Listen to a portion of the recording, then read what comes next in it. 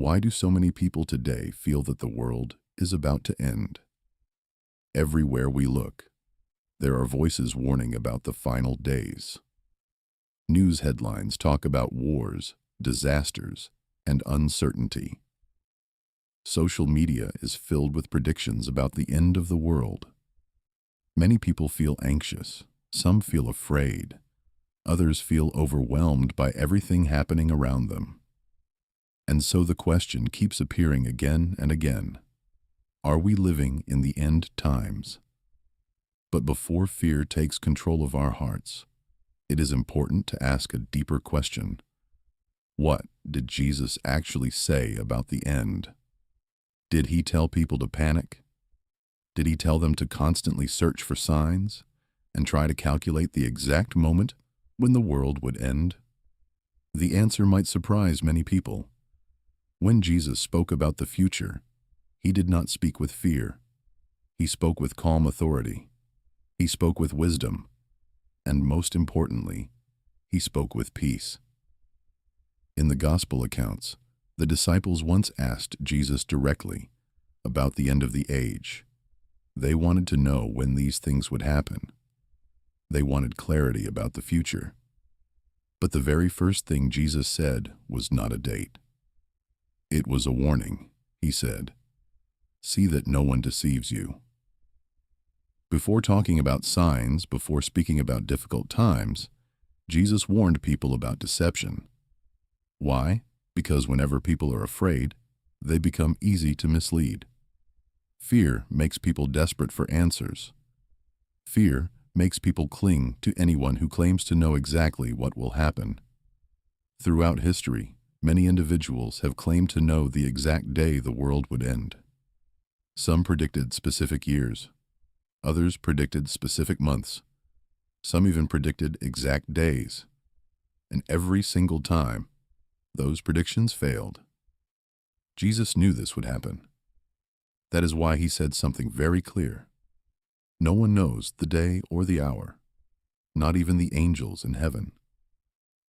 Think about that for a moment. If no one knows the day or the hour, then every prediction claiming certainty is already mistaken. Jesus did not give people a timeline. Instead, he gave them something far more important. He gave them a way to live. Many people today spend enormous energy trying to predict the future. They analyze events. They connect signs. They try to decode mysteries. But Jesus never told his followers to become obsessed with predictions. Instead, he told stories. In many of his parables, he described servants waiting for their master to return. In those stories, the faithful servants were not the ones calculating the exact moment. They were simply doing their work faithfully. They cared for others. They lived with integrity. They remained ready in their hearts. This is the message Jesus emphasized again and again. Not fear, not speculation, but faithfulness. There is another reason people feel afraid today. The world often feels unstable. We see conflicts between nations. We see natural disasters. We see social tension and uncertainty. It can sometimes feel like everything is falling apart. But something important must be remembered. Every generation in history has experienced moments that felt like the end. During ancient wars, people believed the final judgment had come. During massive plagues, people believed the world could not survive. During global conflicts, many believed humanity was approaching its last days. Yet history continued. Life continued. New generations were born. Civilizations changed and evolved. This does not mean the world will never end, but it reminds us that fear has always existed during uncertain times. And Jesus understood this. That is why he often told people something very simple. Do not be afraid. These words appear again and again throughout his teachings. Not because the world is always easy, but because fear should not control our hearts. Fear clouds our thinking. Fear steals our peace. Fear pushes people toward panic instead of wisdom.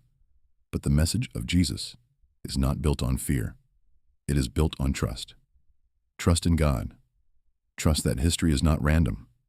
Trust that even when the world feels chaotic, God is still at work.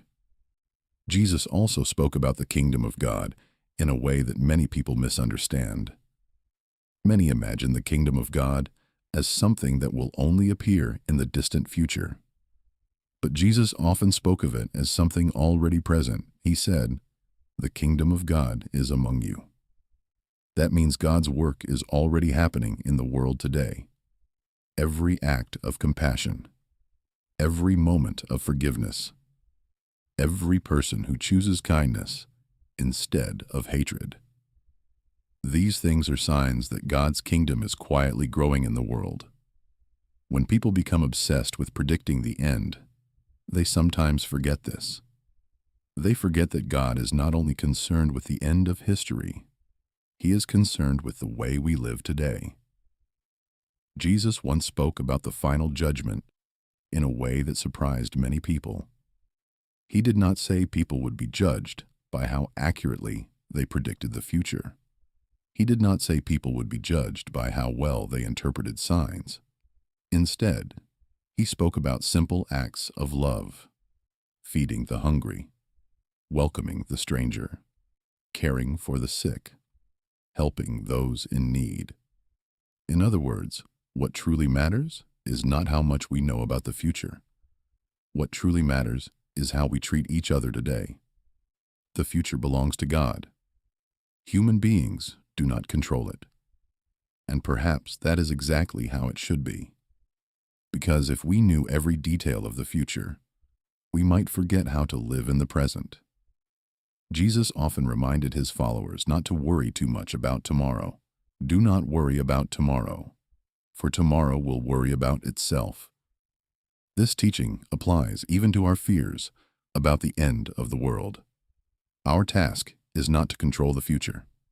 Our task is to live faithfully today, to live with kindness, to live with integrity, to live with compassion, and to trust God with everything that lies ahead. So when people ask the question, are we living in the end times?